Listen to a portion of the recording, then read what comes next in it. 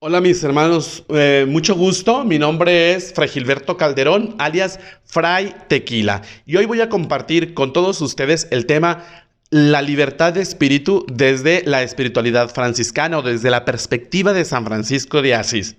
Fíjense que Francisco se sintió extrañamente libre el día que se despoja de todo ante el obispo de Asís. Recordamos todos ese pasaje, ¿verdad? Cuando Francisco, pues su papá lo denuncia ante el obispo y Francisco se desnuda completamente y le entrega la ropa a su papá Pedro Bernardone y dice: ya no llamaré más Padre mío Pedro Bernardone, sino Padre nuestro que estás en el cielo.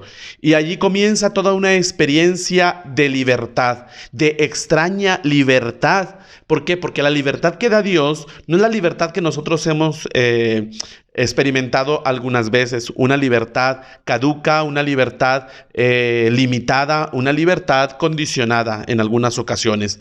Bueno, esta experiencia de liberación vino a unirse a la otra de espaciosidad. O sea, no solamente Francisco se siente libre, sino que como que siente que su espacio se acrecienta. Tiene una experiencia de amplitud, una experiencia de anchura que se suscita al escuchar en lo más hondo de su ser el testimonio del Espíritu.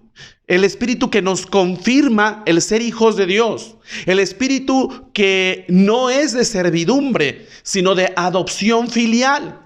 El Espíritu nos recuerda que somos hijos de Dios. No eres siervo, no eres un prisionero, no eres prisionero de tus impulsos, de tu pecado. Eres hijo de Dios. Esa experiencia de adopción filial, Francisco la vive, pero en carne propia. La vive con una experiencia verdadera, real, profunda, ontológica.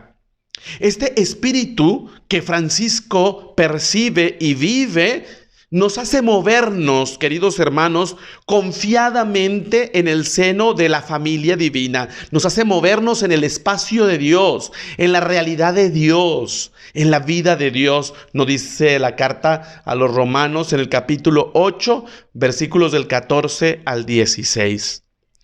Dios es espíritu y donde está el espíritu del Señor está la libertad. También nos dice 2 Corintios 3:18.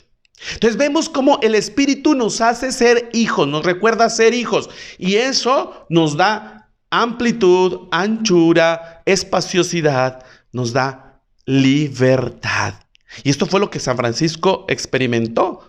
Esta auténtica libertad de los hijos de Dios para la que Cristo nos ha liberado, dice la carta a los Gálatas en el capítulo 5, versículo 1, ¿verdad? Nos ha liberado también de la muerte de la ley, de la servidumbre de todo lo que en nosotros es muerte. En todo lo que en nosotros es muerte, es pecado, procede asimismo de la apertura a la verdad. Esta libertad la podemos experimentar de la apertura a la verdad. ¿Por qué? Porque el reino de Dios es un reino de verdad. Y en esta verdad habita la libertad. La verdad es la mansión de la libertad. Y ustedes lo pueden constatar en el Evangelio de San Lucas en el capítulo 4, versículo 18 y 19. Y en el Evangelio de Juan, capítulo 8, 31, 36, en donde Jesús habla precisamente de que vamos a ser libres, ¿sí? La libertad de espíritu entonces se manifiesta en San Francisco en su manera de ir a Dios. Primero, ¿cómo va Francisco a Dios? ¿Cómo entra en relación con Dios? De una forma espontánea, de una forma personal, de una forma confiada, no va con miedo, se confía. ¿Por qué? Porque es hijo.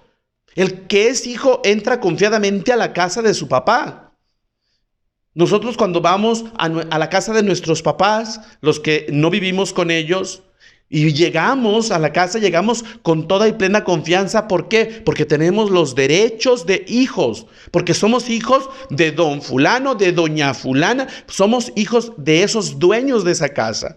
Entonces, así Francisco entra de una forma espontánea, personal y confiada a la casa del Padre, al encuentro del Padre, porque se siente hijo.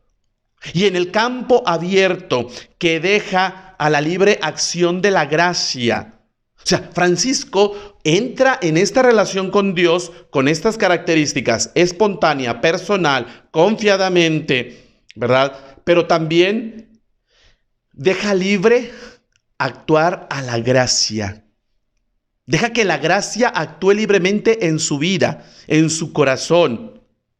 Y también en la forma de guiar a sus hermanos. San Francisco va a guiar a los hermanos no desde una experiencia de control, no de una experiencia de manipulación, no de una experiencia de estar, ¿cómo se dice?, normatizando todo. No, Francisco tiene fe en la unción del Espíritu Santo, que enseña y enseñará a sus hermanos, a esos que Dios le dio.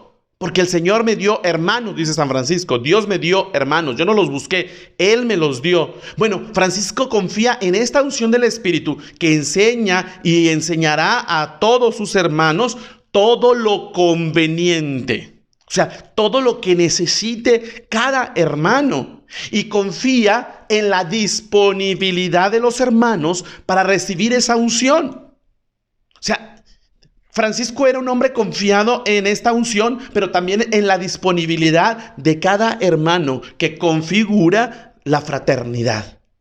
La pregunta para nosotros es, para ti que me estás escuchando, la pregunta es, ¿tú también confías en esa unción que puede hacer algo nuevo en tus hermanos, en los que te rodean? En los que pertenecen al grupo, al movimiento, a los que estamos en la iglesia? Confiamos en esa unción del Espíritu que puede enseñar y que puede llevar a la verdad plena a cada uno. Pues yo creo que podría ser el momento, en este Pentecostés, podría ser el momento de pedirle al Espíritu Santo que nos dé esa confianza y también esa disponibilidad a su acción, ¿verdad?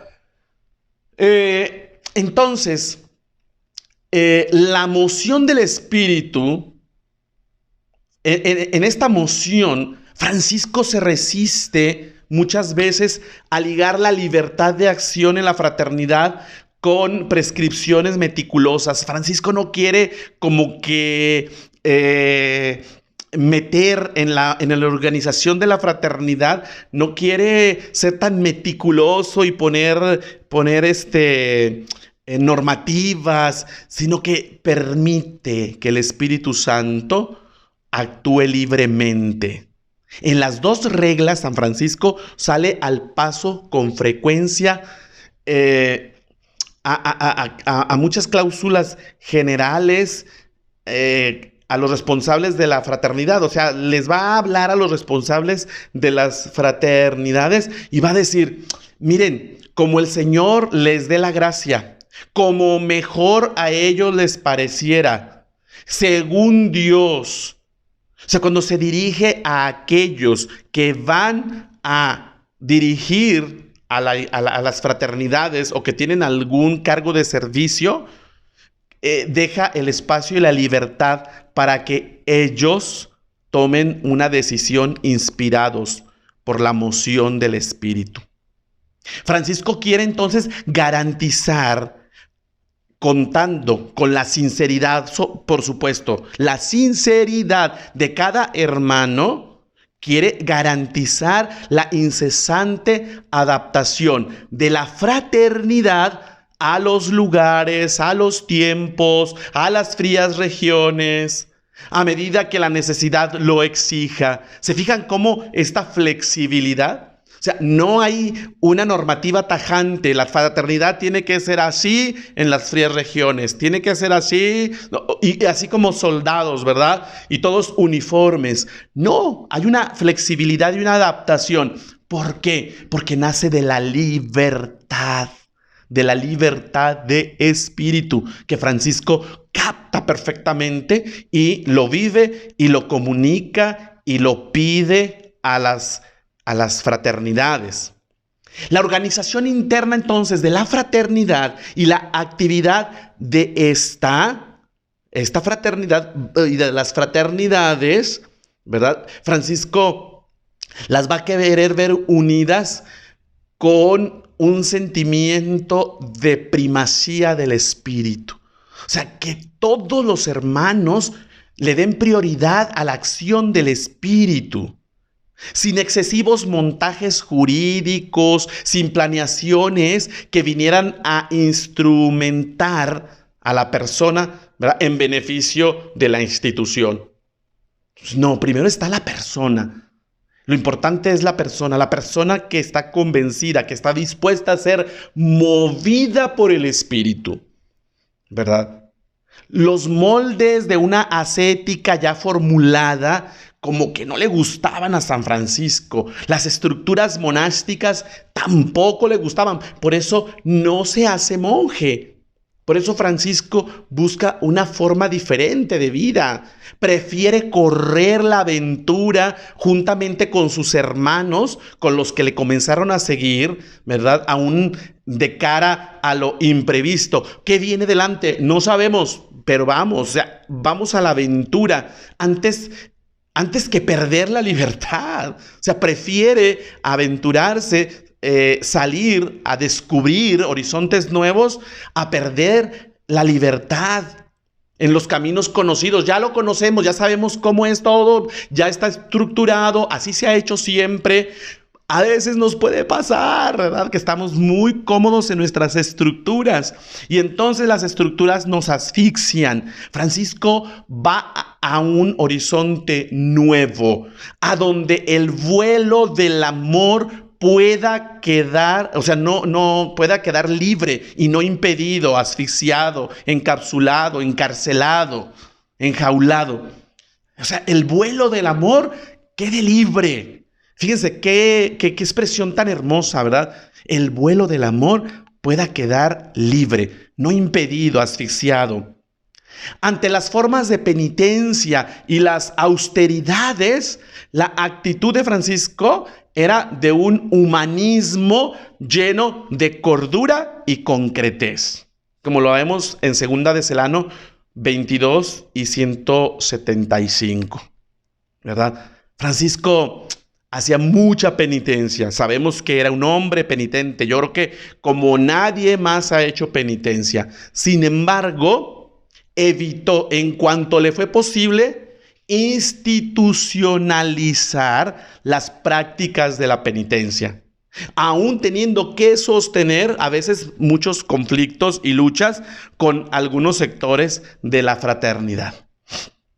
Redujo notablemente en la regla los ayunos tradicionales en las órdenes religiosas y también en una audacia, pues llegó a escandalizar, en esa audacia llega a escandalizar porque suprime la abstinencia que era considerada como elemento imprescindible en la vida consagrada. Entonces los hermanos menores, yendo por el mundo, habían de tener la libertad para comer lo que les pusieran delante, conforme al Evangelio. Fíjense, entonces era todo un escándalo, ¿verdad? Pero ¿cómo? ¿Un hombre tan penitente? Pues para que vean, ¿verdad?, la cordura, ¿verdad?, la sensatez que San Francisco tiene en este rubro. Entonces, queridos hermanos, es importante descubrir que gracias a esta libertad de espíritu, el carisma franciscano ha logrado generalmente sustraerse a la tendencia de toda familia religiosa a construir una escuela, ¿verdad? Entonces, ¿qué es lo que hay entonces? ¿Qué es lo que tenemos en la espiritualidad franciscana? Tenemos una forma mentis, o sea, un clima peculiar, ¿verdad?, que antepone el amor a la especulación. El amor a la especulación. Hay entonces diferentes formas de ser franciscano, ¿verdad? Entonces, el franciscano puede mejor que nunca producirse con naturalidad, ponerse de parte de la verdad, con hombría, con entereza, sin prejuicios, sin convencionalismos, y en el terreno moral abrirse a impulsos de un amor que no conoce estrecheces literales, ni mide lo que da por lo que cumple. Entonces, en el amor, el que, como enseña San Pablo, como lo vemos en las cartas de San Pablo, el amor impedirá que la libertad cristiana degenere en una anarquía desordenada. Una libertad animada por el amor nos lleva a hacernos esclavos, siervos de los demás, de los otros, estableciendo un empeño en el servicio recíproco, como nos dice Gálatas en el capítulo 5, versículos 13 al 15, y termino con esto. Dice así la carta a los Gálatas: les hablo así, hermanos, porque ustedes han sido llamados a ser libres, pero no se valgan de esa libertad para dar rienda suelta a sus pasiones. Más bien sírvanse unos a otros con amor. En efecto, toda la ley se resume en un solo mandamiento: ama a tu prójimo como a ti mismo. Pero si siguen mordiéndose y devorándose, tengan cuidado, no sea que acaben por destruirse unos a otros.